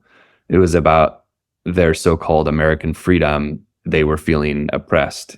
They could worship in their church, even though the local government had a mask mandate and, had the 6 feet thing, just like a lot of places. That they were being allowed to meet in their church. It was being videoed on their live feed, and the city knew they weren't following the rules inside their church, but that wasn't a problem. They were letting it happen. But that wasn't enough for them. They first started singing publicly in Friendship Square, which they've done in the past. But then when that didn't cause a big enough uproar, they decided to have a psalm sing in front of City Hall, which they've never done before. And the city heard about it and painted dots for them in the parking lot, trying to help them. Like, hey, okay, you're coming. Okay, I did not know that. Yeah. And it ended up that 3 people were arrested, but the reason was because they wouldn't show their IDs to the cops who were going to cite them. It wasn't because they were singing. It wasn't because they were having a religious exercise, but it was because in Idaho, if a cop asks for your ID, you're required by law to show it. And those members of Christchurch viewed that as unconstitutional. I don't have to show my ID. The law in Idaho is wrong. But the reason they were arrested wasn't because they were out singing. It was because they didn't show their ID. And so that, to me, it got conflated in all the news. It was about persecution. It was about, they were acting as if it was because of Jesus. But in fact, in my view, it wasn't. Jesus didn't have to be there. Any cop asks for your ID, and if you don't show it, he can arrest you. And so it almost was like a pretense, like they were looking for it. And when I actually confronted one of the guys that was arrested, because I was like, maybe no one's talked to him and said, hey, I don't think this was honoring to Christ, what you guys did, you know? And so I did. I was like, hey, I'm your brother, and I saw this, and I don't think it was persecution. I don't think you guys should be saying that. Yeah, that's how it was painted by them. Yeah, they say, hey, look at us getting persecuted for singing psalms in the square. They hate Jesus. Yeah, like I've actually visited with people that are persecuted in Vietnam, in China. Like it's an insult to them to say you're persecuted, in my view, because this is America. You're free. Like, oh my goodness, you have so much freedom, and you're just pushing and trying. You're trying to get arrested. You're trying to cause a scene, when the Bible says, as much as up to us, live at peace with all men. Yeah, we're not. We should not be trying to aggravate. I view that as a totally unbiblical what they did for the spectacle. A spectacle of and putting Christ's name and saying this is because of Jesus, when in fact a non-Christian could have done the same thing and gotten arrested for the same reason. True. It had nothing to do with Jesus. They were free to worship. They were doing something not normal. And man, it just was so polarizing in this town. And so many people, even more than they already had, hated Christ Church for it. Because they saw the hypocrisy. Yeah. And for me, when I had my, we were missionaries in Cambodia, Southeast Asia. When I have Cambodian friends posting about this poor persecuted church in northern Idaho, that is what, that was the tipping point for me in terms of this is not okay. And that's actually when we started to talk about getting, like, this is serious. That's when we talked about removing our children from Logos. There was a lot, that's when it started to ramp up for our family as well. Because it was blasphemy to me, blasphemous to the name of Christ, to, in fact, I won't even say Christ Church, because I say CC when I'm in conversation with people, because it feels blasphemous to me to put Christ's name in connection to Doug Wilson. But it was to make it a Christian, to pretend it was a Christian persecution issue versus what it really was incredibly alarming to us. And it was sad. It was grievous that Christians would do this. As you will hear, Christiana has a heart for the women of the CREC. This is both because of her own story and everything she's seen done in this community under the banner of Christ is Lord. The things done to women and blamed on women in the name of the gospel and headship is disgusting. Please, if you're a woman, hear Christiana's heart for you. If you live in one of these communities, drink up her words. If you know someone in one of these communities, remember her words so you can speak to them. If you're a man, take her seriously and know this is what the women in these communities endure. Here's Christiana. Yeah, I want to preface this by saying some of my best friends are CRECers. Yeah. I have no doubt that there are many women and men, I'm thinking more women personally, but more women within the Christ Church community that are true believers, that are doing what they think is God honoring. And so I do not hate these women. We do not hate Doug Wilson. We do not hate this church. No. It is a gospel issue. And we actually, our motivation is out of love. And so even for those who might listen to this, this is from love. There are so many in the Christ Church community, the CREC community that I admire and love and see as fellow sisters in Christ. With that being said, there were definitely some themes that I started to notice among the Quaker women pretty soon after we moved here. My friend, who was very heavily involved at Christchurch, invited me to a prayer meeting. I thought, I'll go to a prayer meeting. Yeah. Typical church stuff to do. Yeah, church stuff. We go to someone's house. And this woman who led the prayer meeting is, again, one of those women that I would count as a true sister in Christ. However, she spent the first 10 to 15 minutes talking to us about how we're not to gossip during the prayer meeting.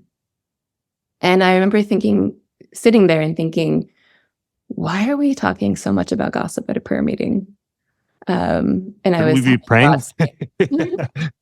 I'm having thoughts like, do these people have a major problem with gossip? Like, why are we not just praying here? Why? And then she went on to say that the only reason we could have this prayer meeting as women was because the elders of the church gave them permission if they promised not to gossip.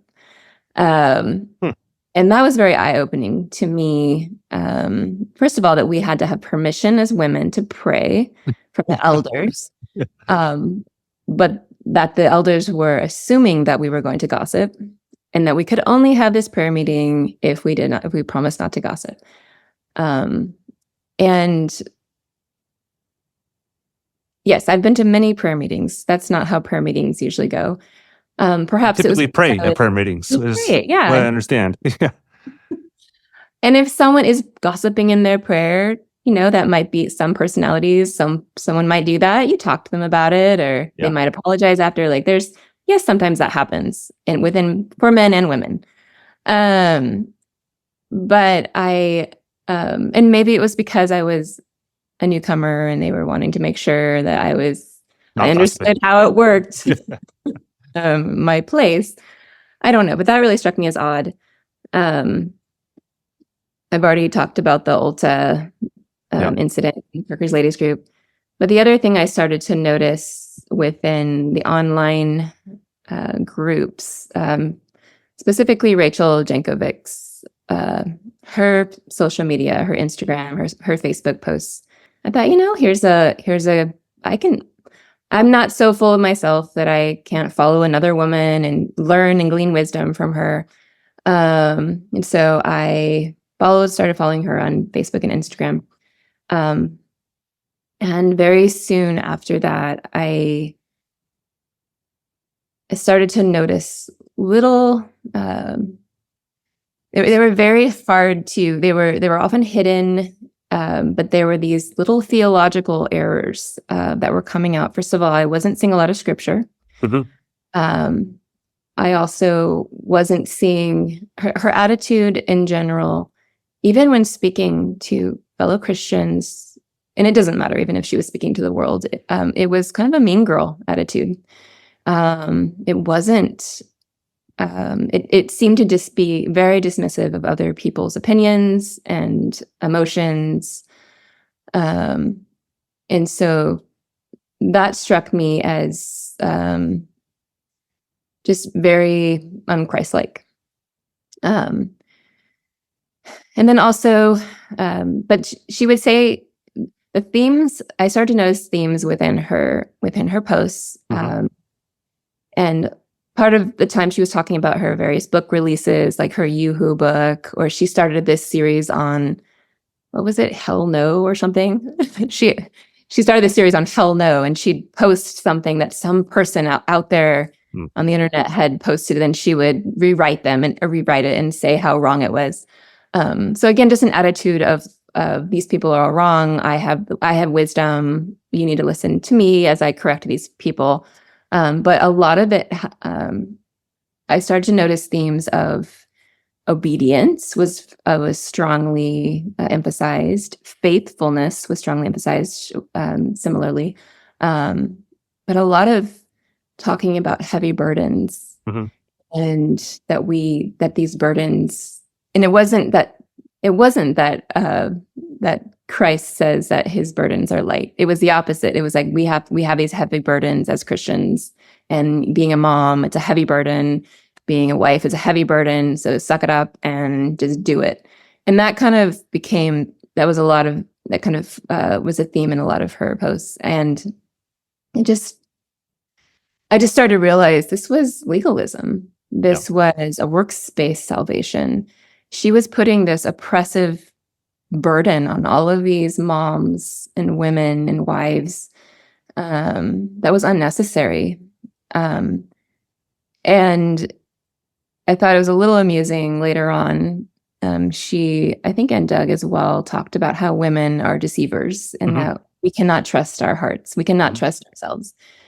And I'm sure she recognizes the hypocrisy of her as a woman sharing all of this wisdom with us when we could say, sorry, Rachel, you're deceiving yourself and all of us. So just step down. All of you are deceivers, but I'm not.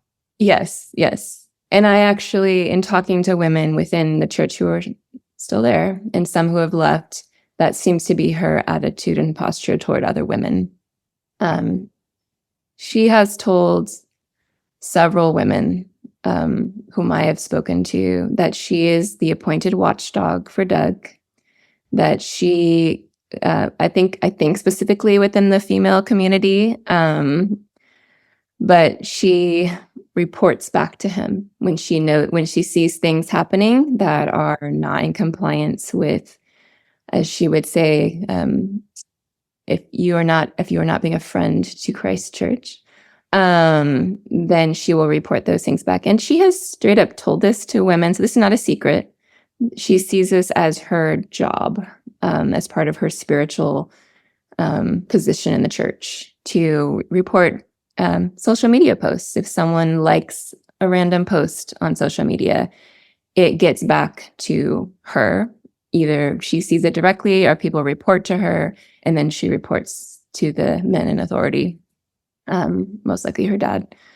And that kind of fear, there's just such a fear there. And I noticed that it is almost comical. I could sit on a bench in downtown Moscow and I could point out to you every CREC family that walks by, because they, for the most part, yes, there are some exceptions, they look the same. The hair is the same. The men's hair is the same. The girls wear the same things. The boys have the same outfits, but it's the way, and I'm not the only one who can do that. Meaning that they stand out so much, and maybe they are trying to stand out to be separate from the world, but they stand out in such a way that it is, and they've been accused of being called Stepford wives. But I actually just saw Stepford Wives the first time recently, and I would say it's a pretty accurate description in terms of you must conform to the norm. And if you do not, if you go outside the lines, yes, there's allowances for some things, but if you, like when Rachel started to bake sourdough bread, it was hilarious to me how many women started baking sourdough bread. I remember that trend. Online. It was like this big thing. My friend really tried to get me to bake it too, my friend who was a CRECer. And I was like, nope, I don't want a living thing in my fridge. Sorry, I have enough mouths to feed. But it almost felt like it was spiritual. Like if you were not doing this, you are not being a spiritual woman. I'm not saying that's what Rachel would say, but that's how it felt. That's how it comes across. Go to CRECers' homes for dinner, and they would present us with their beautiful sourdough bread. And it was beautiful. Great job. It tasted good. Yeah. But when it comes, I laughingly, I don't want to make, I don't want to be mocking either. So I have to check art because it's easy to do that. But I asked my friend who was within the community, do you guys all shop at the same place too? I was just curious. And she said, actually, there is one brand that is kind of known as being the it brand. And I said, is it British? And she said, it is. And I just thought, because they tend to be Anglophiles. They love England. And even when I was actually in Oxford last year, I noticed that the main college was Christ Church. Mm-hmm. That's why they named it Christ Church. Yeah. Okay. I was wondering. Yep. And I thought, did Doug really name his church after a college in Oxford, England? They did. And Yep. so yeah, and the other college was All Souls, which is his brother's church, which is also interesting. And you get New St. Andrews College, which is from St. Andrews in Scotland. Yep. Yes. These are So all there's a lot of that pseudo, even with the classical education, it's hard not to feel like they're just playing at something and pretending to be something they're not.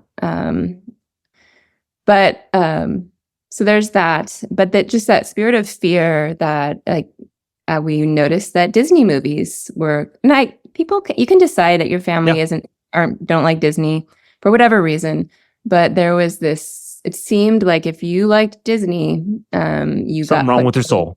There's something wrong.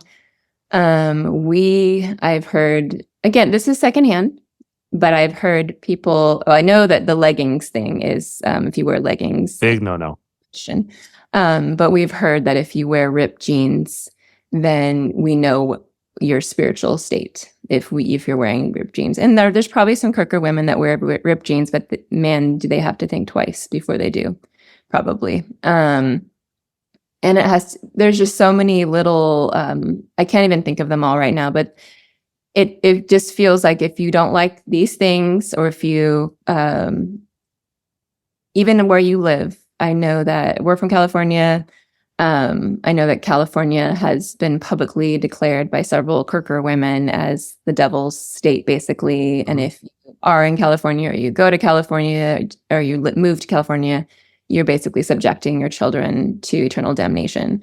So it was interesting to me during the pandemic. These women. During the pandemic, they organized maskless grocery runs. And I was still part of the Quakers ladies group. Actually, that was what caused me to stop being in the group, because they were organizing these mass events. I don't know how many women would show up, but they would say, "Hey, everyone, I'm going at 3:00. I'm not wearing my mask. Come join me so we can all go together." Like a protest. And their reasoning when I would talk to Quakers about the mask thing was they felt like if we didn't wear a mask, we're showing the world that we're not afraid. We're not afraid of COVID. But what I find interesting is that many, many of the women seem to live in fear. And it's not fear of COVID. It's not fear. It's fear of their own religious system that they are a part of. Yeah, the submission obedience that you're talking about, that marks a woman. If you're not being submissive and if you're not being obedient, and that's not just to Christ, that is to the men and authorities in your life. And if you're veering in a different way, you better watch out. Yes. And I know many, many women who have taken an alternate path. And they're labeled. And it's interesting, with all of the emphasis on not gossiping at the prayer meeting, I have never met a church community that gossips as much as they do within their own community. But it's very particular. You can gossip about those women who are questionable. Either they're not in line with what the spiritual leaders have declared is the right way, or there's something going on with their marriage, or they're starting to go to church authorities about their husbands abusing them. Whatever it is, when these women especially start to question things, they are first labeled, and then it is free pass to gossip on them. And I have heard crazy, crazy stories about friends of mine, very untrue, slanderous stories, gossip. But there seems to be a permission to gossip when it has to do with those who are opposed to Doug. And we actually have experienced this even after starting our blog. We have had incredible amount of gossip and slander about us. Yep. And they're not checking each other. They're not saying, "Hey guys, don't gossip about Nate and Christiana. Have you gone to Nate? Have you gone to Christiana and actually talked to them about all of this stuff?" No, there's none of that. But gossip is it's almost encouraged, it feels. I don't know if it's actually encouraged, but it feels like it's encouraged and almost used as a weapon to attack those who are opposing Doug or Christ Church. But if we speak truth and say, this happened to me, or this is what Doug is saying in a public post, that is considered gossip. And that is shut down. And that is immediately, we're labeled as gossipers. And so gossip is okay within a certain context. But I would say even, so my heart breaks for these women who, and I was in a church for 10 years that was incredibly oppressive, that was very legalistic. And I felt safe. I felt like I knew it was black and white. I knew all the answers. It felt very safe. I knew I was in a true church, and that everyone around me who were saying that it wasn't a good church, they were the ones that were blind. So I was in a church situation like this for 10 years. So I have so much compassion and a heart, especially for the women in these situations, because you truly believe you are in God's will. You believe that you are in obedience by doing these things, whether it's baking sourdough bread or what you wear, or making sure your kids go to all of these certain events, or go to Logos, or you are not allowed to public school. We know that. But as moms, we want our children to be safe. We want them we want success for our children in all of the areas, but especially spiritually.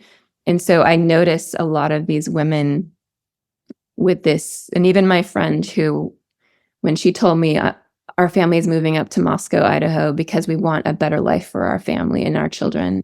We want, basically it was a guaranteed future. And as someone who had just come out of a cultist church, I told her, you will not find the utopia you're looking for there. And I felt that I needed to be strong because I had just experienced it. And she was about to move her entire family up there. And as moms, and so it looks very appealing. Hey, let's move to Moscow. Let's put our kids in Logos or in a homeschool where we're using Doug's or curriculum that's related to Doug's teachings. Let's do this, and then they'll go to NSA, and then they'll graduate, and then they'll work for a CREC, and we'll all stay within this little bubble where we have our own doctor, we have our own dentist, we have our own, all of these, they have their own news source. They have a news that they all go to. They can keep everything within this little bubble. And it feels very safe. It feels like then my child will be saved and be successful. And I get it as a mom. I get wanting to keep our children safe from the world, from even some of the same things we've had to go through. But it's a false security, and it has resulted, in my opinion, in disastrous results with their children. So many awful stories of children being excommunicated, or because they were told you're a Christian. And then they really mess up in their teenage years, and then they get ousted out of the entire community. And just, it feels like there's so many, there's a high rate of parents disowning children in this community, as well as disowning wives. There's a very high rate, and it's a real fear. I remember when my friend started to question things. One of her greatest fears was that they were going to spread lies, that she was crazy, that she, and that they were going to take her children away from her. And that may seem absurd for those of us outside of this community, but her fears were grounded in reality. So many, I keep hearing more and more stories of women who mysteriously kind of disappeared, were deemed crazy or had or rebellious, and they're gone. They are gone from the community, or they and their husbands were able to get a divorce, marry a wife who often was a younger NSA grad or something like that, and start a new family. And it's not, and so there's also that fear that if I mess up, this could happen to me, because I've seen it happen all around me. They've seen how women are attacked, and they know that if they start to question, and as someone who was abused myself and knows the horrific effects of abuse, when I hear stories of women being told, well, a husband can rape you, it's not rape. Or you just have to do whatever your husband wants in the bed, or the dishes, whatever that is. Hence submission and obedience. Yes, without question. And I realize I have seen some families within the Quaker communities who have healthier marriages. Yeah, absolutely. So I will say most of those people don't really like Doug. Okay. Them go to a CREC Yeah. church, but unofficially to us, we'll say we have major problems with his teaching, but we're still within the CRC community. These are still our friends. Usually most of them are connected by family. And so they cannot, and one of the reasons we decided to start speaking more publicly is because we don't have these deep connections that all of these people have. We're not related to someone here. We are not financially tied to people here. Because all of them get so enmeshed into each other that even their finances, they have all the same financial person. They all are loaning money. It's all intertwined. So that if you were to try to step outside or remove yourself, everything that you know would come crashing down. I'll keep my commentary brief because this next section speaks for itself. Here's the Wells' warning for those considering the Moscow move. I literally had someone visit our church this last Sunday, and I said, "Oh, what brought you to Moscow?" And she said, "Oh, we know about this great, we want to move here before our girls are older so that they can attend this Christian university in town." And my heart sank because they're still thinking about moving here. They're in the process. They're visiting for a bit. And I've met so many people like that who think they will find that utopia up here, that Christian utopia. And we have decided, and both of us, I'm thankful that both of us are on the same page, both Nate and I. It is it is now against our conscience if we do not speak up. We believe that we must, if someone comes to us and says, "Hey, what do you think? What's going on?" Even if we see people posting on Facebook about, sharing the Psalm sing thing or whatever it is, we are now contacting people because this cannot continue. And we now feel if we do not speak up, we are actually complicit. If we see abuse happening, if a woman comes to me and tells me this story, and then 5 other women come to me with the same story, there's a really high chance that this is truth and that this is a belief system that is thoroughly poisoned by wrong theology or wrong teaching, and that it's reflecting in this really bad fruit. And as missionaries coming off the field where we went there to give the gospel to a country that had not heard the gospel before.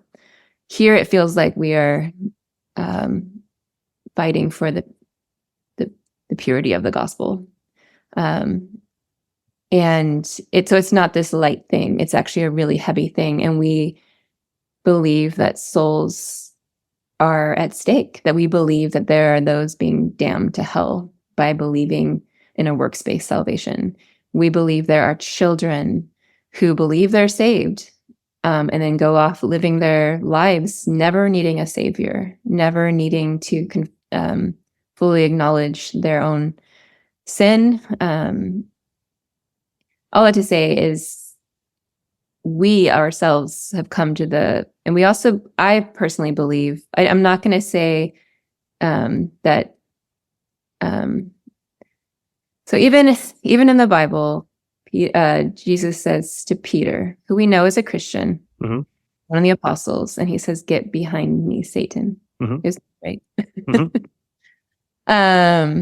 And I do believe that is what's happening here with Doug. I believe Satan is actually using Doug to wreak havoc on Christians and the world. And so all I have to say is, and I'll let Nate speak in a moment about his opinion, his perspective, but for me, it is so heavy and so serious. And that is what we try to convey to people who say, hey, I'm thinking about moving to Moscow. It seems like a great community. And it's a facade. There's all the smiles, the perfectly obedient children, and it looks good. It looks good on the outside. But there is a rottenness on the inside happening within Moscow. And I do believe it will come out. And it has come out as we see these abuse stories, and even these children, these many children who have actually left the faith entirely because of their hurt and harm within the church. And so we get very serious with people when they say, oh, I'm going to move to Moscow. I hear you guys live there. What's it like there? We feel like we need to warn others of to stay away, but also to go to scripture and as the Bereans and examine if these things be so, and examine the theology, examine all of these stories. Don't just discount them as gossip and slander. Actually look at them. Look at the facts. Look at how many stories there are. Look at the number, not only a number of abuse cases, but number of unresolved abuse cases. The view of women, which is, I'll have to say, I have had firsthand experience with working for a CRECer who is now an elder at Christ Church. And it opened my eyes to the kind of men that Doug is okay with being in his inner circle. Just their lack of integrity when it comes to their business dealings, which is sad. It is sad for a religious community, a Christian community, to have that reputation. But it's with both Christians and non-Christians in this town. So I'll let. I don't even know your question, but I'm gonna let. No, that's helpful. And Nathan, I'm going to ask a slightly different question, yet related to Christiana's. For those who are currently part of this community, and this is also part of Christiana's answer, and who might be starting to see some of this stuff, or not sure what to think about this stuff. It's coming to light, like you said. Those who are not sure, do we say anything? Can we say anything? What's going to happen to us if we say anything? If you want to speak to them as well. I think after we posted our first blog and so many people came out of the woodworks to condemn us, as it just was way more. It was disgusting what came out. Yeah.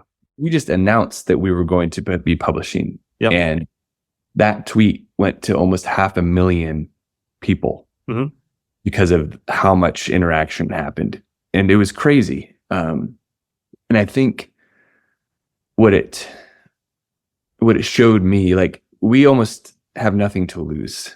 When it comes to us speaking publicly. We have people behind us, supporting us worldwide, that have, walked with us through this journey of coming to the place where we believe we need to speak publicly. And to this day, I do not judge anyone that is not in that place where they don't feel convicted that they need to speak publicly, because I don't necessarily think it's a strong right or wrong. Yeah, this is your conviction. But what I would say is, man, the small amount of, slander and gossip and condemnation that we experienced, it's no light thing. For all these women who have spoken out, it just gave me like, oh, God have mercy. Because they don't have the support system we have. No. They don't have people. They have the very opposite. Around the whole United States saying, hey, it's okay, we're with you, what you said was right, and speaking to us the truth, right? And supporting us in the midst of that. They don't have that at all. They have people telling them that they're liars, that they are slandering, that they're gossiping, and they're alone. And they've endured so much evil for speaking up against Doug and speaking what happened to them. And so I would say first, it's going to be costly. If you choose to speak up, it is not going to be easy. It's going to be hard. No, none of the stories that are coming on this show have a happy ending. No, Not a single one of them. It is going. People have gone before you, and what we honestly felt was that we were just joining in a small part in their suffering. It felt like in Hebrews it says, "Go outside the camp and suffer with Jesus." It felt like that. That there is a purity there. There is a justice. There is a rightness of entrusting yourself to God and saying, "God, I don't care what people say. You are the judge. God, you judge me. And what I must say, I must say. I must speak the truth. I can no longer be silent and be willing to stand with all these others who have suffered for so long already." That God will be faithful. That even in the midst of people accusing you of gossip, of slander, that God will be with you. And that's what we felt. That as hard as it's been, as stressful, it's nothing compared to what we know other people have experienced. And yet we are happy to do this for the sake of truth, for the sake of the gospel, for the sake of these women, to stand with them and say, "Hey, what happened to you was not right. And we will stand up with you and say it publicly." And I would say that, what's at stake is so much more than my life, so much more than my reputation. This is the gospel. This is the message of Jesus Christ. And so the stakes are high. And so I think to realize that, even at what cost, it blew my mind. People were asking us before we did the blog, "Are you sure you want to put your names? Are you sure you want to be, you don't want to be anonymous?" And we're like, "No, like it's time. Like we need to speak out." And Christiana said, or the people were like, "Oh, you might get sued. You might, people will come after you." Doug has started doing that. He hired a law firm to go after some people. And I think what blew my mind, and just Christiana said, "You know what? Even if we lose our home, this is right. This is what we must do." And so I think, you have to get to that place of conviction that regardless of the cost, that it's right. And I believe that God will guide and God will provide, and that you're not alone. It can often feel alone when you raise up your voice against Doug in Moscow, but you're not. And that's part of the reason we're speaking out, to say that you're not alone. There's so many people who have stories like yours. There's so many people that have had horrible experiences where they were not given godly counsel and their marriages were destroyed because of it. You're not alone, and God is here. Like Jesus promises by his Spirit to be with us and to never leave us or forsake us. And that's the key. Whether the church community forsakes you, Doug forsakes you, that's not what's the main thing of importance. But Jesus promises that he'll never leave and forsake us. Yeah. Well, Nathan and Christiana, first, thank you for your openness and willingness to speak out when, there is a cost. It's not like there's a potential cost, but there is a cost, because this community is vicious when it comes to anything that goes against Doug Wilson or any of their political takes or theological takes, whatever it is. But I hope people here, even if they disagree with you, and even if they don't think you're right on the Wilson community or anything that's going on, that they hear your heart, A, for the gospel, and B, for those. And even if some of this stuff is wrong in their eyes, that they see and hear some of this, and that those who are there wrestle with this. And those who are thinking about going there wrestle with this. And sure, I guess it looks shiny on the front end, that it looks welcoming on the front end. And that's not to say that those communities that are actually welcoming have carnage behind them, but this one does because it's out there. And we have to deal with that. You can't shove it under the rug. But thank you so much for sharing your story, especially really from an outsider's perspective on Moscow. And that's really important for those who aren't part of this. I mean, you live there, but you're not part of the CREC community, or you're not going to Doug's church or any one of the affiliated churches, but just see the fruit and know people in the community. And that's a big deal. That's a really, really big deal. So thank you so much for your wisdom, for your counsel, for your heart, and thank you for your time. I want to thank the anonymous woman I spoke to, also Theresa Smith about her story, and Nathan and Christiana Wells for their bravery, vulnerability, and heart for survivors in the gospel of Jesus Christ. They speak against these evils not because they hate the church and want to give her a black eye, but because they love the church and want to see her purified of this filth. As we conclude, if you have a story like the woman and her father's, or Teresa's, or have seen things like Nathan and Christiana have, please know you're not alone. Know we care about you, and many others do as well. Reach out to us. Find out how to do so in our show notes, but do so safely, especially if you're still in an environment like the movements we're profiling. There really is help out there for you, and we'll help you find it. In part 5, we continue profiling stories of abuse in the CREC. We will not stop. See you then. Sons of Patriarchy is brought to you by the administrators of Examining Doug Wilson in Moscow in partnership with Peter Bell. It's written, produced, and edited by Peter Bell. Original music, sound design, and mixing by Aaron Feeney. This series wouldn't be possible without the dozens of abuse survivors whose bravery and vulnerability make it what it is. Every episode was sent to them before being published, and their feedback, edits, encouragement, and eventual approval make this what it is. May your voices be heard far and wide. Thank you.